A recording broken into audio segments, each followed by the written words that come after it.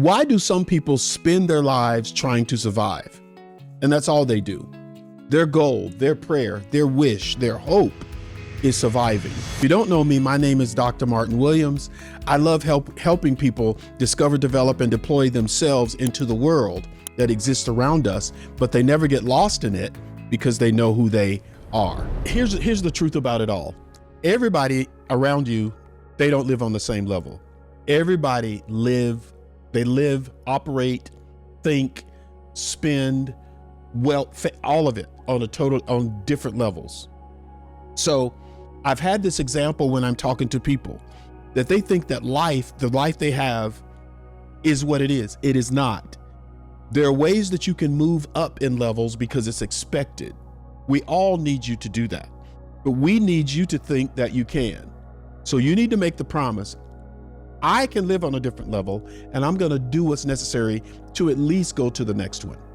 That's what we want to hear from you. We want a decision. We want a clarification. We want resolve.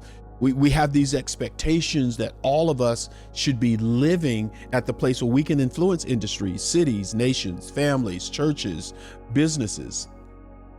So when we understand that economic levels are out there available for us, the Bible reveals at least 4 economic levels. First of all, let's deal with this big idea that's in God's head before the scripture was written. God designed human beings to move through economic maturity. What do I mean by maturity? Just like spiritual growth, economic responsibility grows in stages. Just like your body grows, your economic responsibility will grow. It will grow and change strength, speed, power, time to make decisions. You become wise, in other words. So the kingdom economy moves, let me say it this way. The kingdom economic system moves you from survival to stability, moves you from stability to stewardship, and it moves you from stewardship to sovereignty. Survival, stability, stewardship, sovereignty. Those are the levels. Write those down. Now, so let's talk about them a little bit. The reason we need to talk about this is so important, but the reason we need to talk about this is because many believers think wealth is about money. But scripture reveals that wealth is actually about responsibility. Responsibility leads to how much money you manage. Responsibility leads to how much time you're given. Responsibility really points to and reveals how much power you'll have to lead on this planet. Money is one of them, but money is not all of it. So God doesn't really increase resources until he can trust the steward. He won't increase resources to me until I can be trusted with the resources he's trying to release to me. Faithfulness is a little that qualifies us for more. Faithfulness qualifies me and you for more. So the question is not how much money do you have? The question is, what level of responsibility are you living at? Where are you living at? And before I go into this, I just want to ask you, can you answer this question?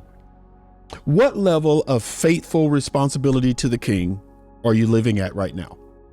What level? Well, Martin, I don't know. That's an issue. When you're in the mall, when you're in a hospital, when you're in a public building, when you walk in or when you get close to the elevator, it tells you there's an X. This is where you are. If there's an earthquake, if this building catches on fire, you're right here and this is the way out. Well, if you don't know where you are in the building, you might not find your way out in an emergency.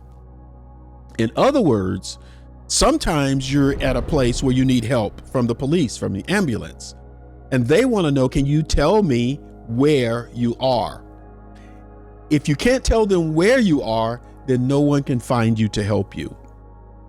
In the same way, you must chart right now where you are? How much money are you responsible for? Properties. What do you do on your job? Do you have power there? What level are you living on? You need to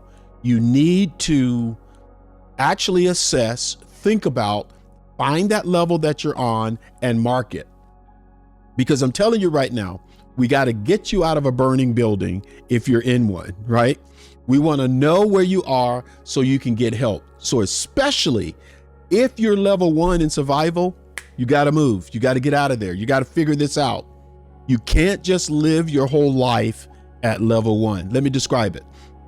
Level 1 is living on daily provision. Level 1 is when you just live day to day.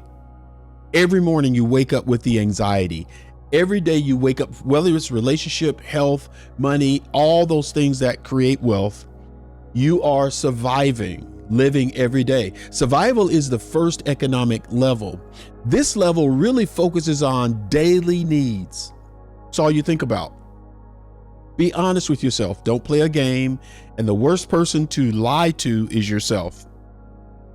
Now you're just playing this game every day. It's about food, shelter, clothing, paying your bills, just trying to get by, getting the things you need for your family on a day-to-day basis.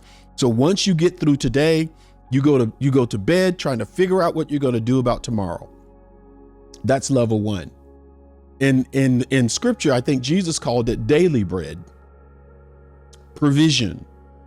At this level, most people are focused on getting through the month, getting through the week, getting through the day, getting through the hour. Income comes in, income goes right out immediately. In and out of relationships that don't last. Health all over the place, up, down, blood pressure, all these are symptoms of you living in that immediate state and that level of just maintaining. There's little margin. There are few assets that you have, and there is constant pressure, constant worry, constant fear, constant concern. And that affects you mentally, emotionally, spiritually, intellectually, in every way, relationally. It affects you. You have to go back and think about what the Israelites were doing in the wilderness. Just surviving every day, getting manna every day, getting water from a rock every day. Every day, they're living in this place of the lowest level, and God provided manna. They ate what appeared that morning, and then it went away. But manna could not be stored. You could put it in a cabinet. You can put it in a freezer. It met the need of the moment. And this provision, my friend, this provision, my friend, is just for your daily needs. You can't live there. And many people live their entire lives at that address. Daily needs, maintaining, I'm just hanging out here. So the problem with this hanging out in survival, the problem with hanging out in survival is there is nothing wrong with provision. I'm not saying there's anything wrong with provision, but there is a problem if you plan to stay out in survival. Let me say it to you. You cannot survive survival. You cannot survive survival. You won't survive it. You will die early. You'll give up on your dreams early. You'll never hear a call from God early. You'll never become wealthy. You'll never have an assignment. You'll never be doing anything big on the earth, bigger than where you are, because you cannot survive survival. Survival will eventually take you out, leave you pointless, leave you without vision, leave you without power, leave you without being able to say, or him being able to say, well done, thy good and faithful servant. Don't live there. Survival is a starting place for it, and it's not a destination. Survival is not supposed to be where we just hang out there. So ask yourself this question honestly. Am I living in survival mode? If so, begin taking the first steps toward order. Start with budgeting and disciplining yourself and financial awareness, because survival is where we start, but it's not where we stay. Subscribe and go ahead and watch the next video.